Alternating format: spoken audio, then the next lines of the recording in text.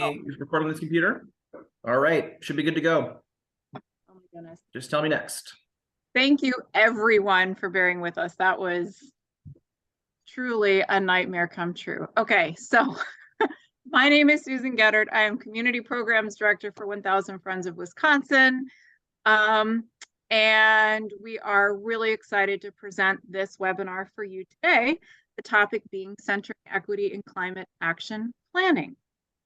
So if you have questions, please put them in the chat. I should be able to monitor the chat now that I'm not the one sharing my screen. We are going to hear a little bit from me and mostly from Stephanie Robinson of 350 Wisconsin and Keviea Guiden from Citizen Action Wisconsin, and she also does a lot of other work as well. Next slide.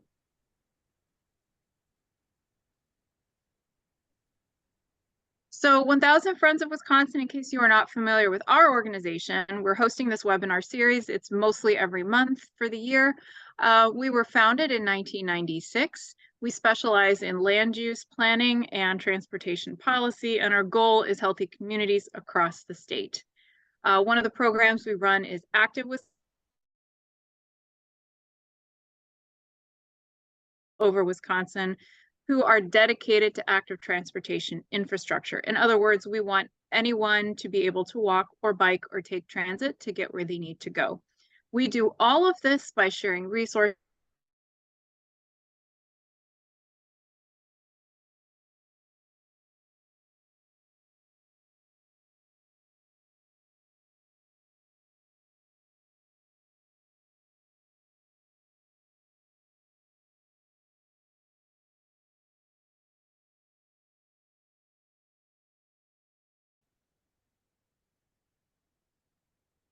Did we lose Greg?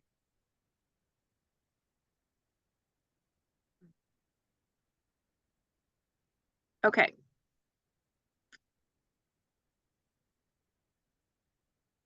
Today is just not our day. Hopefully that's the last of our breakups. But if folks who aren't participating could turn off their videos, that would probably help turn down the bandwidth a bit.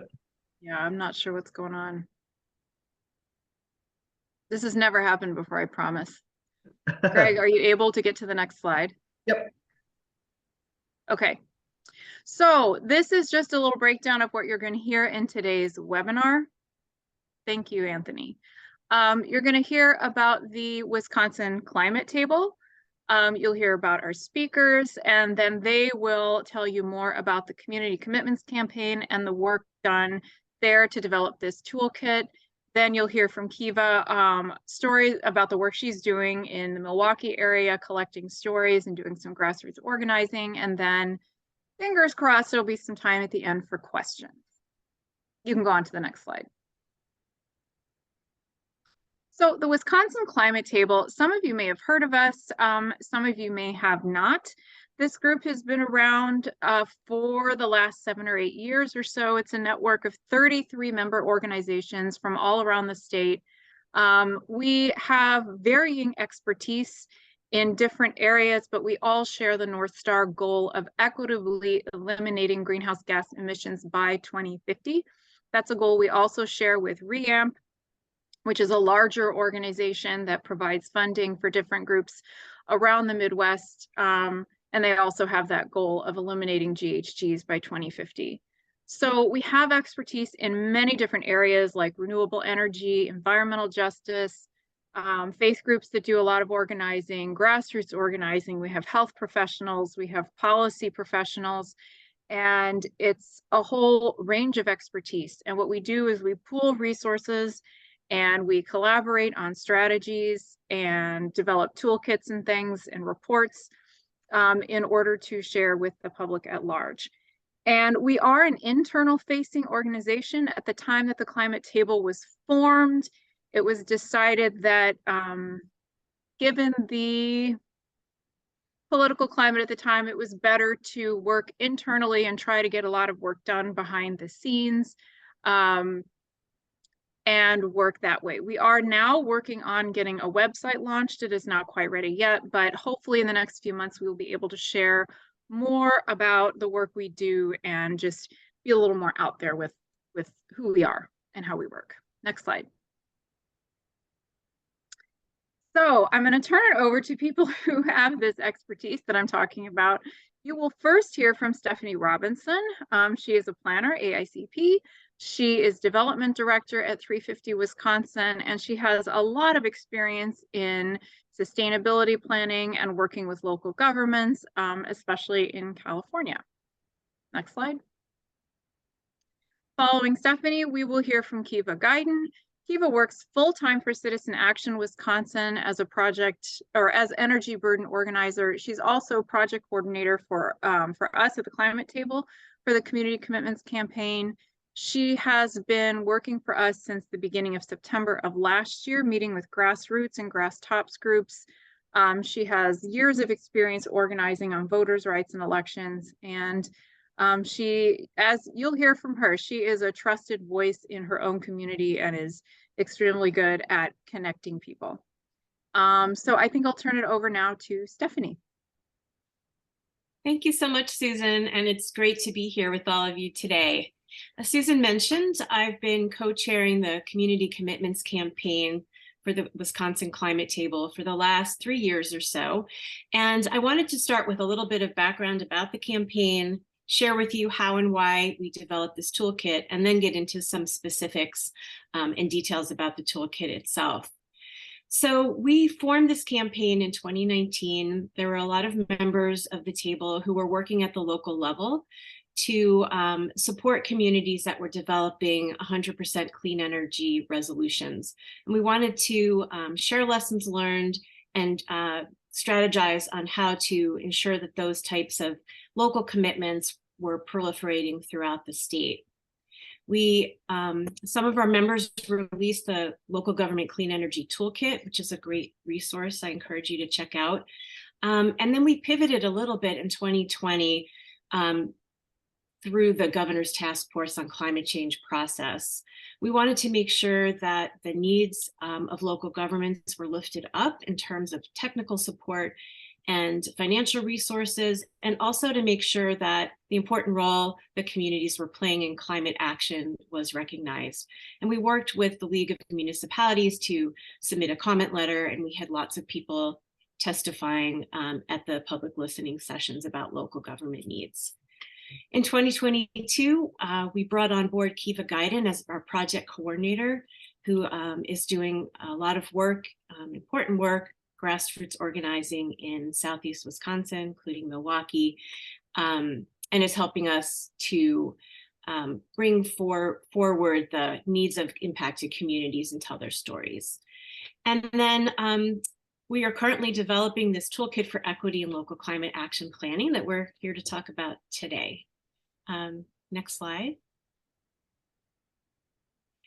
So we've been fortunate to have a lot of collaboration in putting this toolkit together. A subset of our campaign has really been involved and represents both policy and technical expertise, as well as strong grassroots advocacy. And we've also been really fortunate to have some great input from the Wisconsin Local Government Climate Coalition, and in particular, the cities of La Crosse and Sun Prairie and Dane County have given us really valuable feedback on the tool as well. Next slide, please. So what is the intended purpose of the toolkit? It is a Wisconsin-specific guide to braiding equity into climate policy, plans, and programs at the local level. It's intended primarily for municipal staff and policymakers, but we hope it's of benefit to advocacy groups as well. So at its core, we want to ensure that equity is a focal point of local climate planning. And we know that equity in planning is not always central, especially in community plans. And that was one of the driving reasons for developing this tool. We also want to support communities with this tool at every stage of climate readiness, whether a community has developed a resolution or passed a resolution, or is in the process of working on a climate action plan or sustainability plan, or even developing a particular program. We hope that'll be useful for all those types of activities.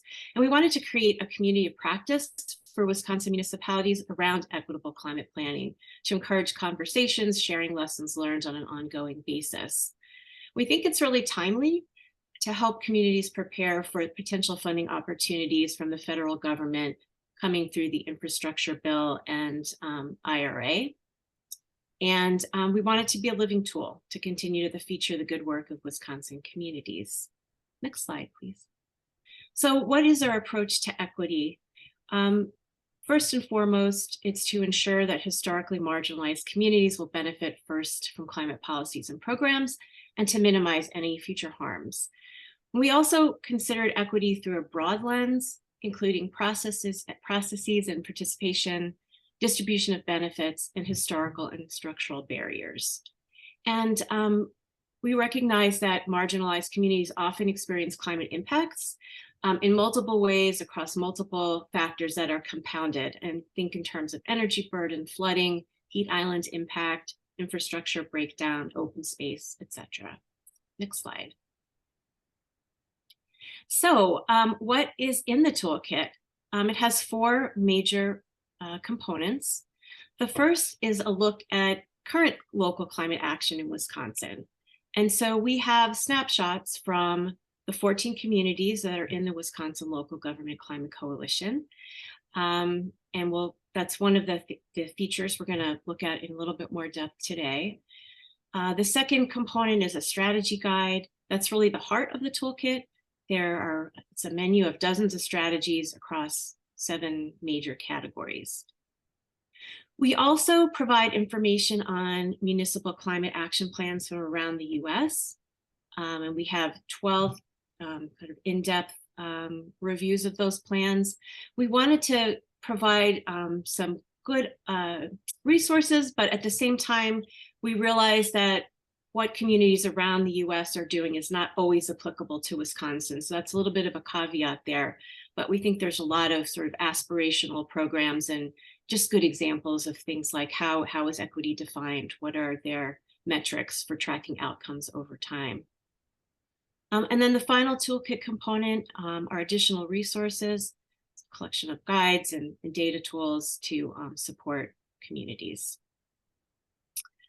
And I just want to share, as we go to this next component, local climate action, we are in the process right now of building out our website that will be very interactive, but it's what's not ready to share today. So we're providing you with some of the sort of background source information so that we could share that with you today. So this is a snapshot from the city of La Crosse. As you can see, they have developed a climate action plan that was just adopted in January 2023. For each community, we provided a summary of that plan. What are their overarching goals? What are the factors or sectors that they looked at? We also looked to see if they had a statement on equity. How did they define equity? Here with the city of La Crosse, you can see that they've made frequent references to historically marginalized groups throughout their CAP. And also have equity-focused engagement. Next slide. And then for each of those 14 communities, we also looked at what was their equitable process. What type of community engagement did they have? Was it ongoing? Over what period did it occur, et cetera? And then we looked for specific equity metrics. Some communities were very explicit about that. Here for the city of La Crosse, they have a highlighted portion for each section of their plan that's entitled Equity Considerations and describes how the metrics are going to impact frontline, low-income, and vulnerable communities. In some instances, there were metrics that were less pointed towards equity in particular, but we noted those as well. And then finally, for each of those communities, there's a link to the plan or policy or action. Next slide, please. So the next component of the toolkit is the strategy guide. As I said, it's really the heart. You have to sort of imagine with me today that this is like a drop-down menu. The major categories that we provided strategies for include community engagement, and that's really something that needs to occur, of course, throughout the process of developing strategies and implementing them. That it's really important that those that are impacted have a role throughout. We looked at mitigation strategies, a number of them aimed at reducing greenhouse gas emissions. resiliency strategies, and then strategies related to workforce, equitable access to resources, metrics, and shared governance. So one thing to point out about what the strategy guide is not, we know it's not exhaustive. There's lots of examples, but it would just be impossible to include every potential strategy for local government. And it is specifically equity focused. It's not intended to be a guide to all aspects of climate planning at the local level. And it's also not prescriptive. So it's not really a roadmap. It's sort of a pick and choose or pick your own adventure type of thing, depending upon what the specific needs, priorities, and resources are of a particular community. We know that that varies really widely across Wisconsin. Next slide. So we just wanted to give you a taste of the toolkit by focusing on one of the categories, which is energy efficiency. And if you could imagine, this would be like an accordion drop-down menu. For each of these major areas, we looked at like the objective, what data is needed in order to implement strategies, what are some examples of equity-based strategies, what are opportunities and obstacles for local government in this regard, and then some municipal examples, again, just related specifically to this topic area, and then resources and contacts. So we're gonna like drill down next to this light blue area here for objective. Next slide. So this is like a definition. In this case, households that are low income or on a fixed income, seniors, people with disabilities, and/or people of color are more vulnerable to rising energy costs and stand to benefit the most from energy efficiency and energy savings programs, yet these programs are harder to access for historically marginalized populations. And this kind of definition, we hope, will just enhance communication internally within city departments so that there's kind of common understanding of what we're talking about. And then there's some more pointed questions for each of these objectives. So does your municipality have energy saving programs for folks, including those most likely to experience an energy burden? Are you sharing information with community members who need funding support and may be least likely to be aware? So, sorry, it sounds like somebody maybe is not muted. Anyway, next slide is then the next colored bar that we looked at before. So data needed. We were really encouraged by our fellow municipal staff that oftentimes, you can't go from an objective right to a strategy, that sometimes there's important data that you need to either research or collect or analyze. So in the case of energy efficiency, for example, do you know the extent to which low-income residents are experiencing an energy burden in your community, meaning they're paying a proportionally larger share of their income to heat and cool their homes, and therefore they're more likely to be impacted by weather extremes? And then secondly, do you know which residential properties are in need of updating to be more energy efficient? We know that properties that are not well maintained do not benefit as much from energy efficiency upgrades, and that often needs to happen first. Next slide. So again, the next bar in the drop-down menu are some of the strategies themselves, and this is just a sampling. So in this instance, we were looking at how can communities better collaborate, for example, with partners to provide upgrades to naturally occurring affordable housing. This is something we know the City of Madison is doing right now with Sustain, Dane, and Elevate. And who else are you coordinating with and getting information from? We know Focus on Energy is our state energy efficiency organization. Next slide, or program, I should say. Strategies around information sharing, be helping residents and community groups be aware of energy efficiency programs and services. And now, of course, it's very timely with IRA, providing links to information and resources about tax credits and other funding that's available for IRA, and helping members of the community access those resources. Next slide. So in terms of opportunities and obstacles, there are often funding programs that will help communities implement their strategies and programs. And then there are also obstacles. We try to make this Wisconsin focused. One good example, of course, is that Wisconsin's energy codes lag the rest of the country, and local communities are not able to implement codes or requirements that are stricter than what the state has. We also know in terms of energy burden that things like utility rate hikes require significant intervention to reduce energy burden in low-income communities. So that can often really thwart some local efforts. Next slide.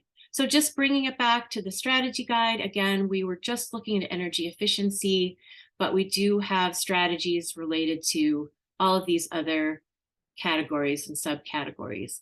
And I just wanted to mention that if anyone is interested, it doesn't want to wait for the website, you can contact Susan and we'll make our what's basically a very large spreadsheet right now available to you if you're interested.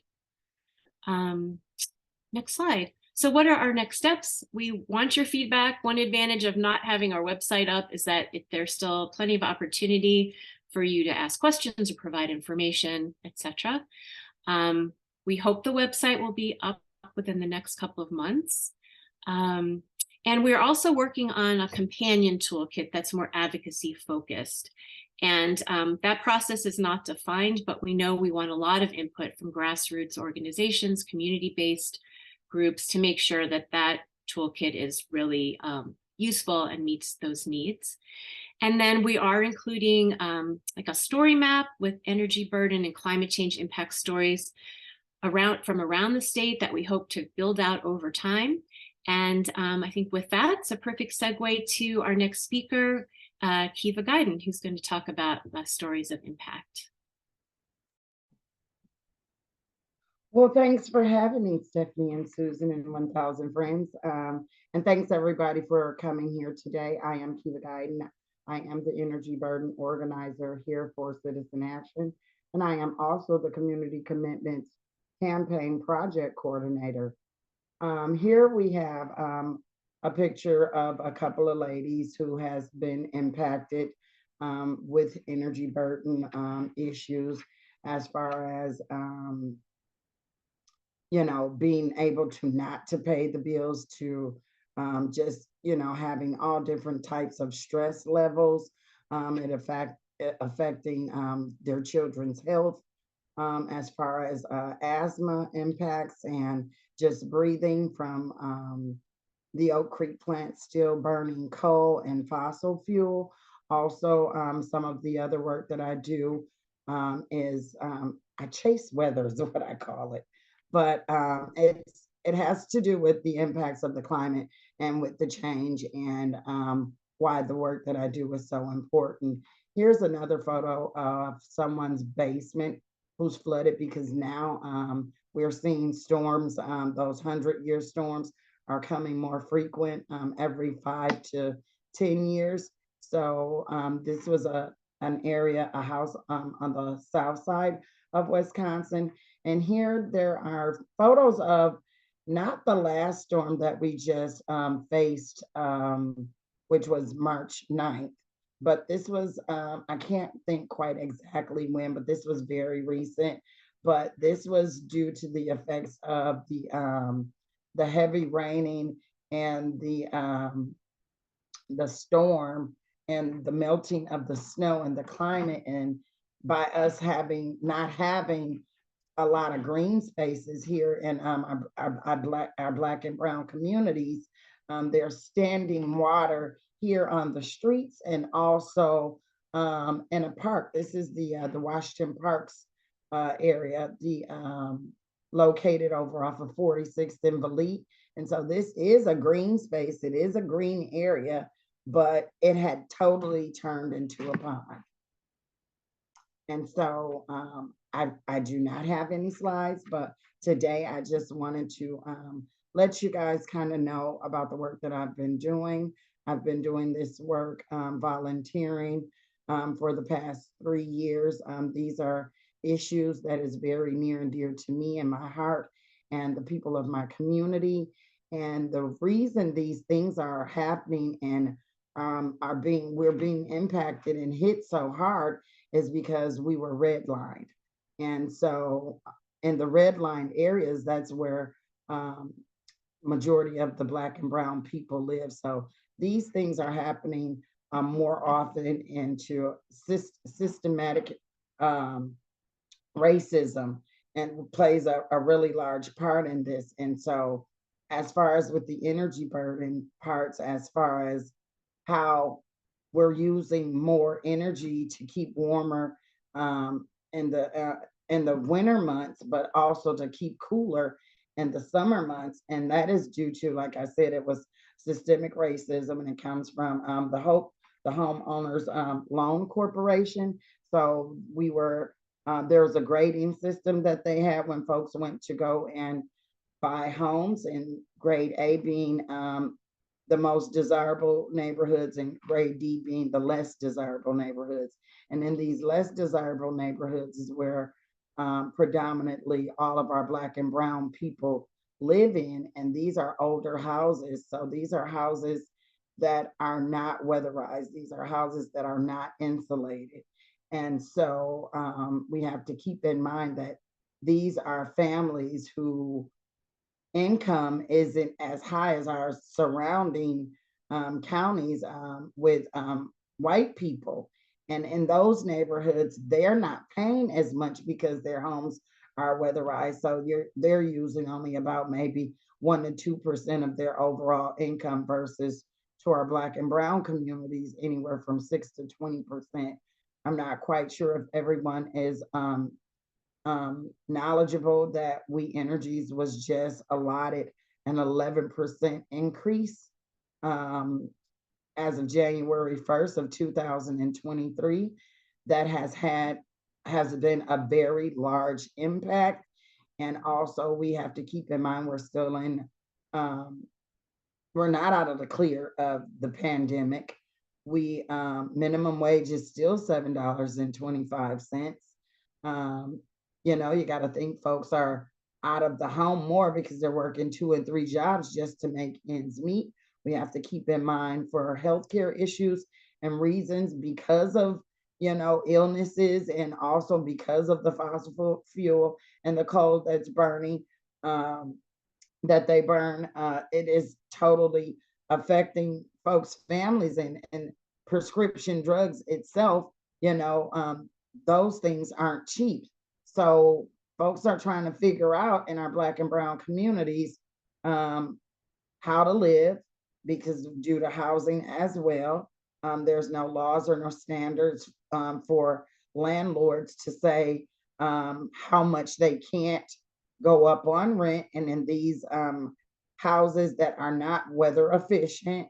So, you know, there's a lot I could keep like giving different scenarios, but disabled folks, older people, folks that are on oxygen, going back and reverting to the storm that just took place March 9th and 10th.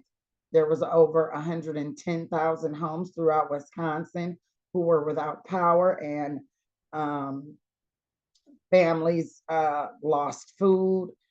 They were out of lights and were cold for over 10 hours. You know, there wasn't a way for, We Energies to get out. I mean, I'm sure it was, but I don't think that, they were prepared for a large outage.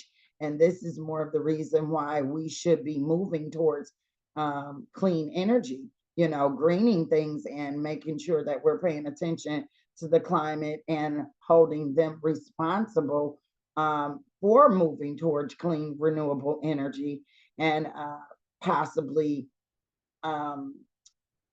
funding programs so that homeowners can start installing solar panels, and possibly, we start creating green jobs so that we can have wind turbines and things of that nature, because that's the direction that we're going in.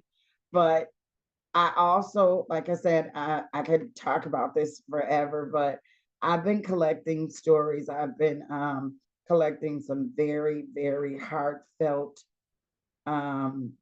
painful, sorrowful, like stories from families. And we've got those things recorded, and we've got permission to go public with those things as well. But it's really heart-wrenching. I've got a story that I recently collected, and it was about a young lady who was having hardship, and come to find out she's got cancer. So bills, by her not being able to work, bills had to start becoming overwhelming. Her father was having a rough time, and so she moved in with her father. She also has grandchildren, and her daughter started experiencing the same thing, which is the energy burden. You know, I don't believe like no one should have to pay that much money to live, to have gas and lights, like electricity and gas, like you it's a human right, it's a necessity. So I don't understand like why, we're allowing we energies, to have so much power. Of course, it's a government monopolized entity, but I am so fighting and advocating for folks in our Black and Brown neighborhoods. As we stated earlier, I am a trusted voice in our communities, and I do believe that it is totally my right and my responsibility to talk up and to speak up and to uplift these folks' stories, because this is what's happening and this is real life. And without me bringing light to these issues and, these subjects and the things that we're facing and that we're going through, I too have energy burden stories, because I've experienced, even though I'm working, but like I don't have like $600, well, $1,200, I should say, in 32 days just to pay an electric bill that's under $1,000. So I think like we've got to figure out other ways and other outlets and try to bring some type of justice, and equity and inclusion to this subject, because it's draining and things are only going to get worse. Like I said, the weather itself is changing, and the climate is changing. And if the climate is changing, we have to change. And so I am just here to help fight for the change and moving forward towards clean energy. And I think that's kind of all I got for today. I think I've covered everything, but yeah, because I could talk forever, but I just kind of freelanced it today, guys, because this is just what I do, and it's very near and dear to my heart. This is my passion, and I do it with grace and ask to be humble while doing it. And thanks for coming. We really appreciate you. Thank you, Keviea, and thank you, Stephanie. I think that's the end of our slides, and we have some time for questions. So if you have questions, please feel free to enter them into the chat. I haven't seen them yet.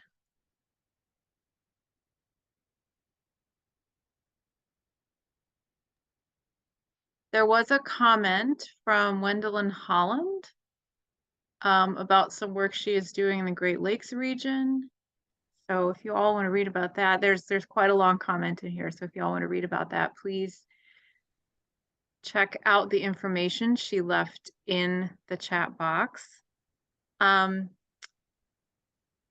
add, as we're waiting for some questions to come in, that Keviea was hired specifically for the purpose of helping making these connections, because the original version of this toolkit is meant for municipal staff, municipal planners, policymakers, people who are really have their heads deep in policy and planning documents and comprehensive planning and climate planning, but may not necessarily be as connected with these issues on the ground as we would like to be. And Keviea is really helping us make that connection in the Milwaukee and southeastern Wisconsin area by collecting these stories and by bringing awareness also of these processes and policies to the communities who are the most affected by them. So in case I didn't make that clear at the beginning, I wanted to now. We do have some questions now, so I will start with this first one. When and where is the toolkit available? Do you want me to take that, Stephanie, or should I? Be my guest. Okay, so if you want to see the messy back-end spreadsheet, we will share that with you. Please contact me. I will put my email in the chat. I'm just Susan at 1kfriends.org. It is not the most user-friendly thing, which is why we are putting it online. That version is not, it's still under construction, but we're going to have it to be much more interactive and navigable online. It's just not quite ready to launch yet. So I hope that answers the question about the availability of the tool. Cindy Crane wants to know, do you know if any of the increased funds budgeted for focus on energy includes increased funding for energy efficiency for people with low incomes? I do not know the answer to that. I know that that's definitely been a concern. I don't know if we have someone here from Elevate or one of the other technical experts who are maybe more familiar with how that program is, or if that program is being changed. Can I jump in for this?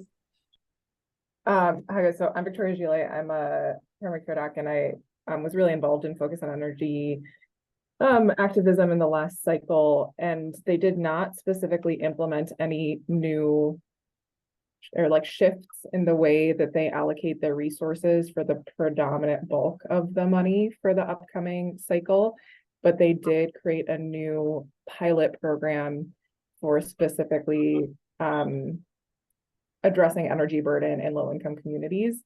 And we haven't heard much about what that pilot program is going to look like, how people apply into it, et cetera. But they are starting. Basically, what happened in the last quadrennial review is that they're starting to think about energy burden and climate in Focus on Energy, and we don't know what that means yet. Thank you. Yes, thank you. Sorry, didn't mean to talk over you. We are very grateful that we have some experts on the call today. We were hoping some of you all would show up to help answer some of these questions. Stephanie and I, our role has mostly been to, along with other members of the CCC, have been to like pull together this information, but we're not experts in all things.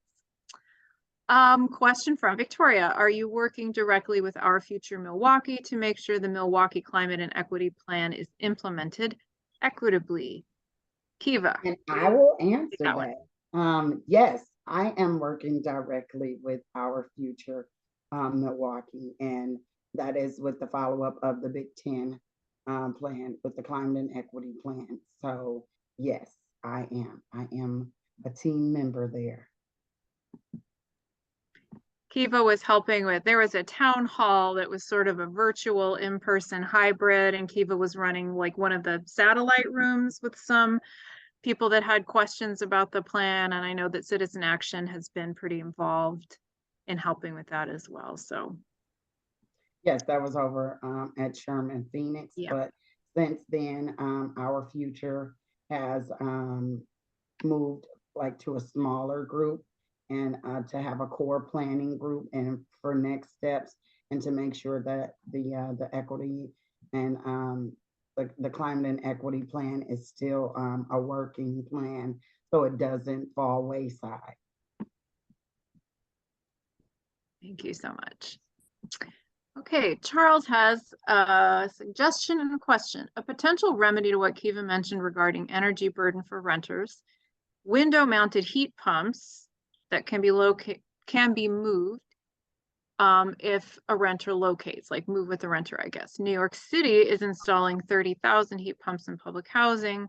How can we help fund the installation of heat pumps for AC and heating for folks?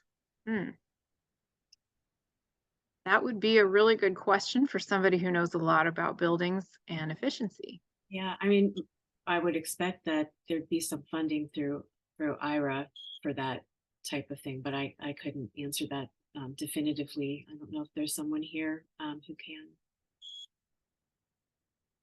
I know some of those rules are being written as we speak. I'm Valerie, and I work with Keviea. I'm sorry I'm off camera, but quickly, there was a program in Pennsylvania called Whole Homes, and the program was actually a modification of an initial program that legislators wrote. They were going to allow for energy efficient retrogrades in homes. And then people got to the homes and said, oh, well, you don't qualify because you need roofing, a new roof, and you don't qualify because you have foundation work, and you don't qualify because you need an electrical upgrade, and you need lead abatement or asbestos removal. The world of construction is interconnected. Your basis is your foundation. If your foundation isn't solid, you can't put on an energy effective door. So one of the things that I think is important is to make sure that you integrate people who are knowledgeable about the building process. Otherwise, you will leave people out. You'll have this great program that no one can take advantage of, no one can use or utilize. In addition to that, in working with Keviea, one of the things that I brought to her attention is that the concept of IAQ in the world of construction, inner air quality. Energy efficientness is also a health safety issue in a lot of times. If a person is asthmatic, you would not necessarily think that what you really need is new flooring, to strip out old carpeting and clean out all of your HVAC vents and upgrade that part of your house. We tend to give people like that medicine. But they're living in an environment that is making them sick. So what I find in the work that I have to do is I have to connect everything under our platform of health and equity and climate change and climate burden and the Green New Deal. And I'm constantly actually reading over our platform to connect the dots on how to talk to people. Because sometimes people don't think all of this is connected. Okay, is connected. And the reality, if you're talking about a house that was built like in the 50s or before, bet on lead, bet on asbestos, it was used in everything. We didn't know better at the time. So right there, you have hazardous waste removal.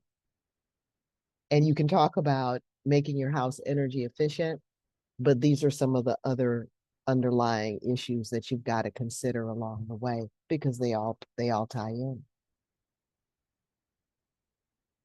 Thank you so much for sharing that, Valerie. And that is really such a helpful and important perspective and really speaks to how impacts really compound on folks who are already experiencing a variety of disadvantages and issues in their homes. So thanks very much for laying that out.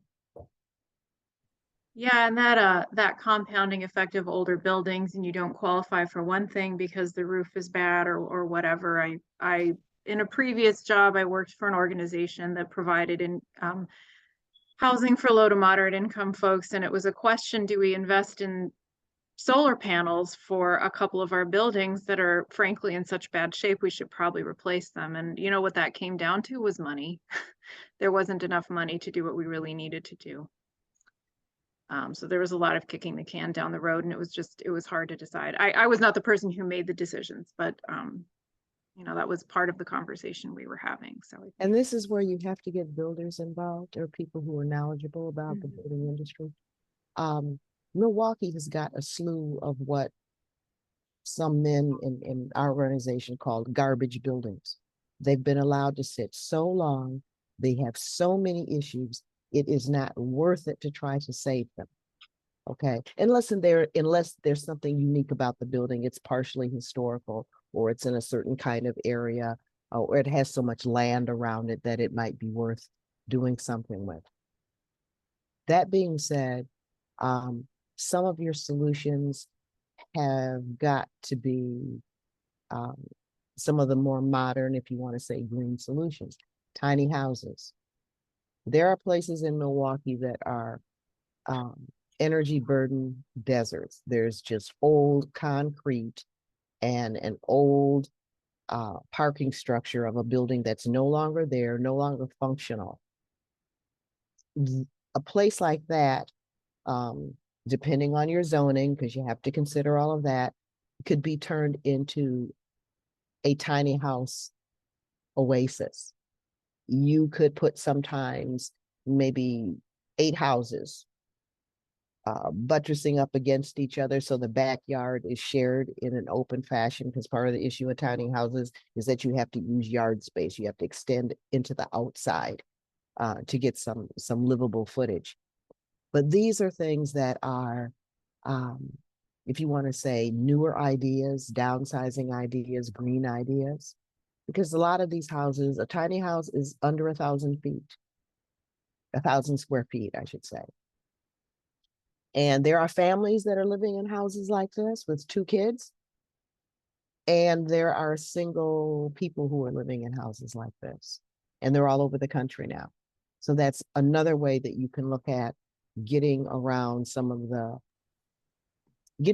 issue that some places have been allowed to just fall apart so much that you can't recapture them in a traditional way by remodeling and renovation.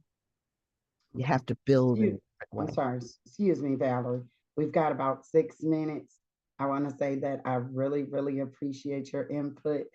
And Valerie's very passionate about the work, as you guys can see, just like me. She's my teammate for Northside Rising here at Citizen Action. But for time's sake, we've got like 5 minutes.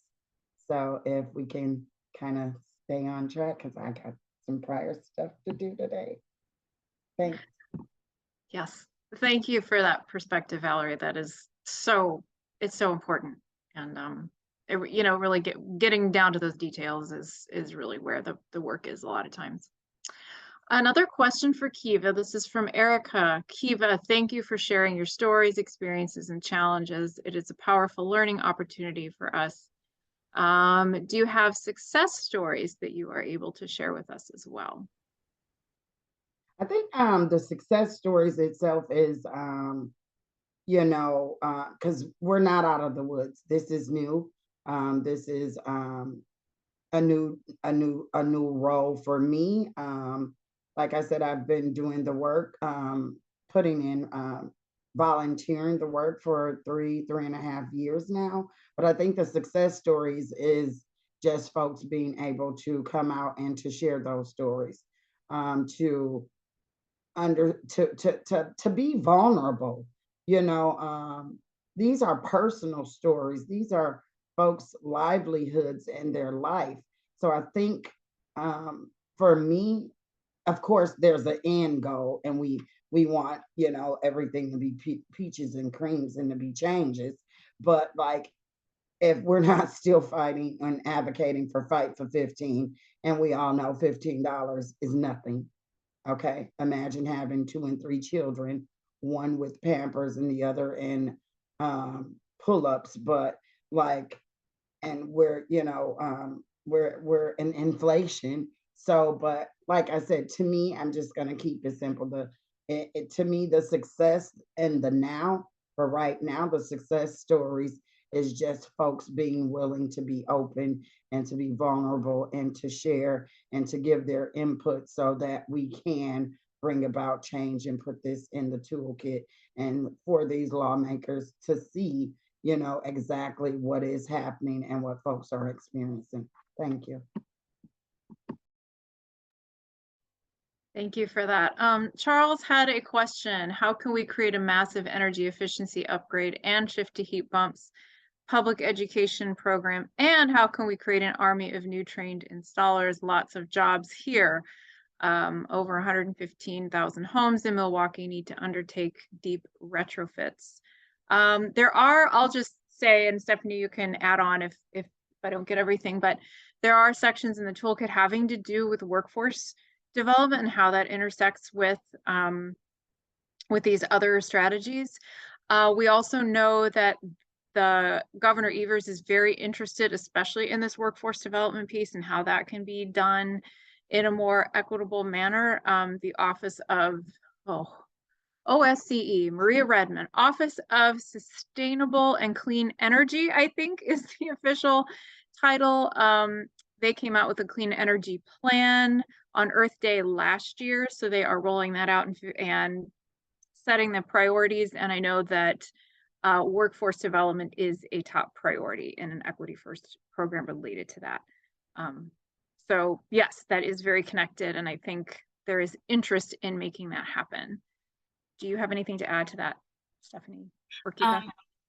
Not about that specifically, but it's just really great to see the level of expertise here and the conversation that this is generating, which is, I think, a big goal that we had with the toolkit.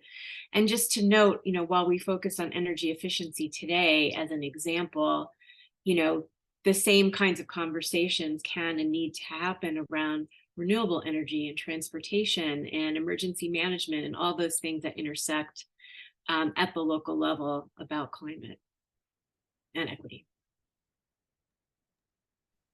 Yeah, we've got a minute to go, so I think I'll close things out. There's been some resources and other things shared in the chat. I've been capturing those, so those can go out in the follow-up materials we send after that. Everybody who registered for this webinar will be provided with a link to access the recording after, and also you'll hear from us when this thing is finally up online and ready to look at and interact with. And we're really hoping that people will look at that and give us feedback so that we can keep it up to date. I'll say also that there are a lot of opportunities in these federal bills, both the bipartisan infrastructure law and the Inflation Reduction Act, but those are so recent, honestly, that we still are finding out what exactly is being allocated and for what and how to access it and who can access it directly to municipalities or tax credits for individuals or rebates. A lot of that is still yet to be rolled out. So part of the work is tracking that and keeping up with it and sharing that information. So I will say thank you so much for coming. Thank you for your patience at the top of this. Seems to have worked out for now. And thank you, Stephanie and Keviea, so much for sharing your time and your expertise with us. So I think we'll say goodbye. Thanks everyone for coming, and hopefully we'll see you at another series. Thanks so much. All right, and keep in mind today's Wellness Wednesday. Stay well, my friends.